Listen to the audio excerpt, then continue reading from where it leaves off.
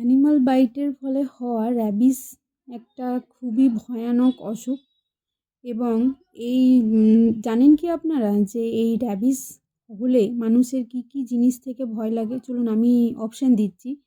জল, হাওয়া, সাউন্ড, এই সব কিছুতেই কিন্তু মানুষের ভয় লাগে। তো আজকে আমি এই র্যাবিস নিয়ে আলোচনা করব, কিভাবে র্যাবিস হয়, কী জন্য হয় এবং এটার থেকে আমরা কিভাবে বাঁচব, প্রাথমিক কি ফার্স্ট এড আছে র্যাবিড অ্যানিমাল বাইট হলে। তো নমস্কার, আমি RS নার্সিং এডুকেশন থেকে আবার একটা ভিডিও নিয়ে চলে এসেছি। তো আজকে এই যে জলাতঙ্ক নিয়ে যে আলোচনাটা করব, তো এটার আমার মূল উদ্দেশ্য হচ্ছে সবার মধ্যে অ্যাওয়ারনেস তৈরি করা। যেহেতু আমাদের ইন্ডিয়াতে প্রতি বছর প্রায় 23,000 মানুষ এই র্যাবিসে মারা যায় এবং প্রায় 2 লাখেরও বেশি মানুষকে কোনো অ্যানিমাল বাইট হয়। তো আমার মানে এই রিসেন্টলি আমাদের হসপিটালে এসেছিলো একজন পেশেন্ট, মানে আমাদের হসপিটালে অনেক পেশেন্ট আসে যাদের অ্যানিমাল বাইট হয়, তার মধ্যে থেকে একজনের জলাতঙ্ক হয়েছিল। তো সেই কারণে সবার মধ্যে এই অ্যাওয়ারনেসটা তৈরি করার জন্যই আমার এই ভিডিওটি বানানো উদ্দেশ্য। তো প্রথমত জানবো যে র্যাবিসটা কি শুধুমাত্র কুকুরে কামড়ালেই হয়? হ্যাঁ, কুকুরে কামড়ালে প্রায় 96% যে র্যাবিস হয় তার মধ্যে 96% হচ্ছে কুকুর কামড়ানোর জন্য, কিন্তু আরও অনেক যে ওয়ার্ম ব্লাডেড অ্যানিমাল আছে, যেমন হচ্ছে গরু, মহিষ, শেয়াল, বেড়াল, এই সমস্ত হনুমান, এই সমস্ত অ্যানিমালগুলো কামড়ালেও কিন্তু র্যাবিস হতে পারে।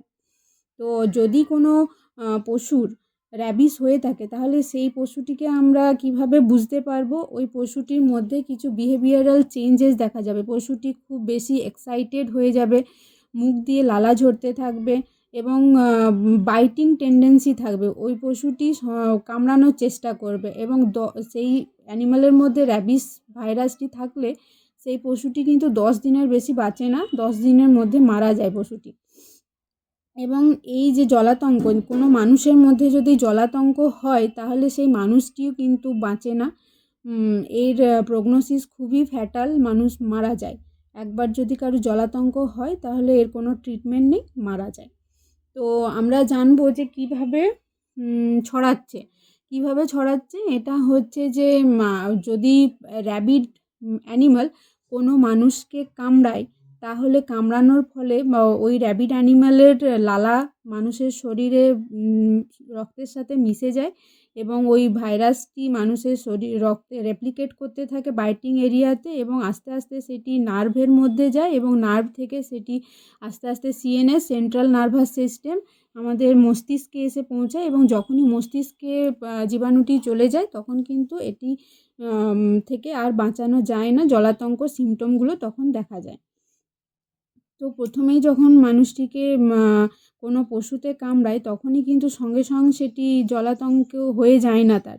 এটির জন্য অনেকটা টাইম লাগে। যেমন এটি পৌঁছাতে CNSে পৌঁছাতে যতটা টাইম লাগে সেই টাইমটা কিন্তু খুবই ভাইটাল, গুরুত্বপূর্ণ। তো আমাদের হচ্ছে যে কীভাবে আমাদের শরীরে জীবাণুটি আসে, তাহলে কোনো পশু যখনই যদি মানুষের স্কিন ইনট্যাক্ট থাকে, আমার ধরুন এই হাতের এখানে কোনো মানে কোনো কাটাকুটি কিছু নেই, এখানে যদি কোনো পশু চেটে দেয়, কোনো আমাদের বাড়ির যে পোষা কুকুর আছে সে যদি আমার এখানে হাতটা চেটে দেয়, তার থেকে কি হতে পারে? না, তার থেকে হতে পারে না। কিন্তু যদি ওই পশু যদি আমার মুখের এসে চাটে, মানে আমার মিউকাস মেমব্রেনের সাথে যদি কন্ট্যাক্টে আসে তাহলে কিন্তু আমার জীবাণুটি আমার শরীরে পৌঁছে যায়। কিন্তু ধরুন এবার আমার হাতের এখানে কোনো কাটা দাগ আছে, যেখানে হচ্ছে যে স্কিনটা আমার ইনট্যাক্ট নয়, সেইখানে যদি কোনো পশু চেটে দেয় তাহলে কিন্তু সেখান থেকে আমার জীবাণুটি আমার শরীরে আসতে পারে। দ্বিতীয়ত হচ্ছে যদি আমাকে কামড়ায় বা আঁচড়ে দেয় তাহলে সেই জায়গাটাতে এসে ওই জীবাণুটি আমার শরীরে ঢুকতে পারে সেই জায়গা থেকে। এরপর আর কি হয় এই অসুখের ক্ষেত্রে? কি হচ্ছে এই অসুখের ক্ষেত্রে? আমি প্রথমে বললাম যে এটি যে বাইটিং এরিয়াটা থাকে সেইখানে এটি রেপ্লিকেট করতে থাকে, রেপ্লিকেট করার পর এটি নার্ভে সাথে যায়, মিশে যায়, নার্ভের মাধ্যমে সেটি সেন্ট্রাল নার্ভাস সিস্টেমে এসে পৌঁছে যায়। তো যখনই আমাদের নার্ভের সাথে কোনো জীবাণু মিশে যাচ্ছে, তাহলে সেটি কিন্তু প্যারালাইসিস করার সম্ভাবনা থাকে। ইনিশিয়ালি কী কী সিমটম দেখা যেতে পারে? যে জায়গাটায় কামড়েছে সেই জায়গাটাতে জ্বালা হচ্ছে, ব্যথা হচ্ছে, জ্বর এসেছে, ভমিটিং টেন্ডেন্সি, এই সমস্ত কিছু দেখা যেতে পারে। কিন্তু অ্যাডভান্স স্টেজে কী হতে পারে, যেটা হচ্ছে হাইড্রোফোবিয়া, জলে আতঙ্ক। মানুষের তীব্র জল তেষ্টা পাবে, কিন্তু সে জল খেতে পারবে না। সে জল খেতে গেলেই তার ভয় করবে। জল খেতে কেন পারে না? তার যে আমাদের যে ল্যারিংস আছে, ল্যারিংস মাসল, সেই মাসলটা স্পাজম হতে থাকে, তাই আমরা তখন জল গিলতে পারি না। বা আমাদের গলা দিয়ে একটা বিকট আওয়াজ, পশুর মতো একটা আওয়াজ বেরোতে থাকে, এটা হতে পারে। তাছাড়া কি হতে পারে, আমাদের যে ভাইটাল অর্গানগুলো আছে সেইগুলোতে প্যারালাইসিস হতে পারে, এবং অ্যাট দ্য লাস্ট কোমায় গিয়ে মানুষ মারা যায়। তাহলে হাইড্রোফোবিয়া হতে পারে, জলে আতঙ্ক, এবং গলা দিয়ে একটা আওয়াজ আসতে পারে, ড্রুলিং অফ স্যালাইভা হতে পারে। আমরা কিছু যখন খেতে বা গিলতে চেষ্টা করব, এই দিক দিয়ে পড়ে যেতে পারে। ড্রুলিং অফ স্যালাইভা যেমন কুকুরের লালা পড়তে থাকে, সেরকম মানুষের মধ্যেও সেই বিহেভিয়ারগুলো দেখা যায়। মানুষের মধ্যে একটা এক্সাইটমেন্ট চলে আসে, মানুষটি যে কাজগুলো সহজে করা সম্ভব নয় সেই রকম করতে থাকে। অ্যানিমালের ক্ষেত্রেও কিন্তু এই বিহেভিয়ারগুলো চলে আসে, এবং অ্যাট লাস্ট মানুষটি মারা যায়। তাহলে এর থেকে বাঁচার উপায় কি? মানে আমরা কখন এটা হলে আমরা কি করতে পারি? তাহলে প্রথমত হচ্ছে ফার্স্ট এড। যখনই কোনো পশুর লালার সংস্পর্শে আসছি, তখনই কি করতে হবে? জায়গাটিকে 15 মিনিট ধরে সাবান দিয়ে থরোলি ধুতে হবে। 15 মিনিট দিয়ে সাবান দিয়ে ট্যাপ ওয়াটারে থরোলি ধুতে হবে। তারপরে কি করতে হবে? তারপরে আমাদেরকে হসপিটালে যেতে হবে। হসপিটালে গিয়ে ডাক্তারবাবুর সাথে পরামর্শ করতে হবে কি আমরা ইনজেকশন নেব কি নেব না।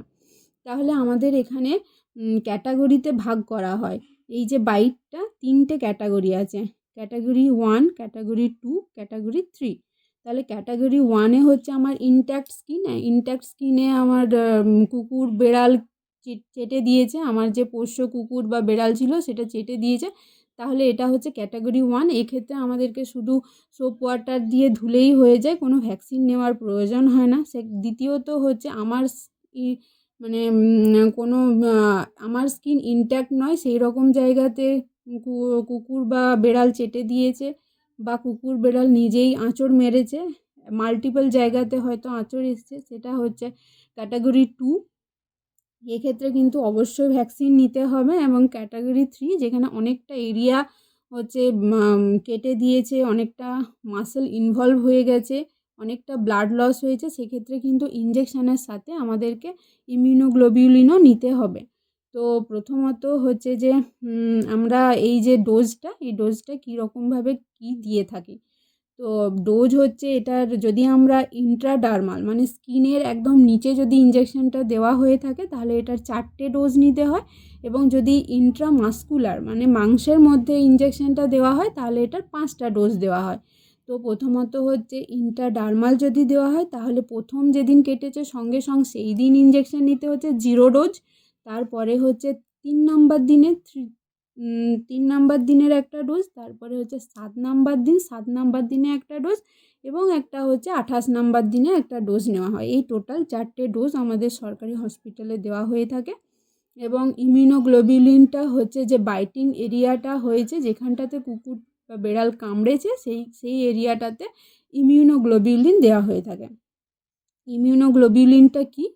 ইমিউনোগ্লোবিউলিনটা হচ্ছে ওটার মধ্যে অ্যান্টিবডি অলরেডি তৈরি করে রাখা হয়েছে, এবং সেই অ্যান্টিবডিটা আমাদের শরীরে দেওয়া হচ্ছে, যেটি গিয়ে ওই জীবাণুর সাথে ফাইট করে জীবাণুটাকে ধ্বংস করছে। এটাই হচ্ছে ইমিউনোগ্লোবিউলিন। তো এক্ষেত্রে একটা জিনিস, যদি কোনো মানুষের পায়ে কামড়ে দেয়, তাহলে কিন্তু এই জীবাণুটি আমাদের সেন্ট্রাল নার্ভাস সিস্টেমে আসতে অনেকটা টাইম লাগে।